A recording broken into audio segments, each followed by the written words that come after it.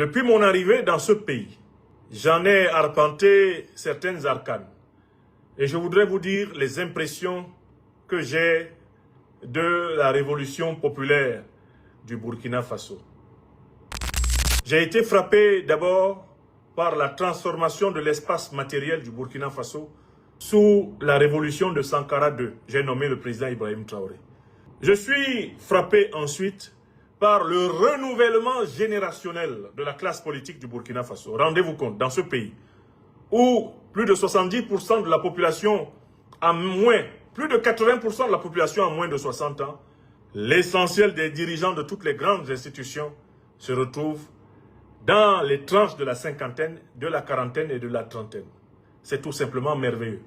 Pour quelqu'un comme moi qui vient du Cameroun, où une bande de satrapes reptiliens confisque les institutions de l'État, avec la moyenne d'âge des présidents d'institutions à 80 ans, la moyenne d'âge des directeurs d'administration centrale à plus de 70 ans, la confiscation des régies financières des institutions régaliennes de l'État par une bande de vieillards sans avenir, à la tête desquels le satrape reptilien Biya Paul. Ennemi du peuple camerounais, plus de 42 ans au pouvoir pour la misère de mon pays natal.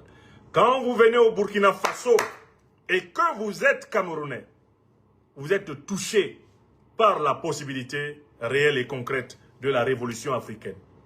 Vous êtes touché par la possibilité réelle et concrète de la révolution africaine.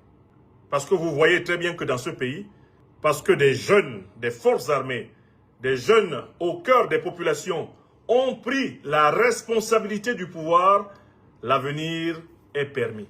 J'ai participé d'abord aux universités africaines de la communication au Burkina Faso. J'y ai donné une communication sous le titre « Géopolitique et géostratégie au pluriel de la communication en Afrique contemporaine » et j'ai montré la nécessité de contrer la communication des puissances négrières coloniales, néocolonialistes et impérialistes par une communication panafricaniste, révolutionnaire et libératrice.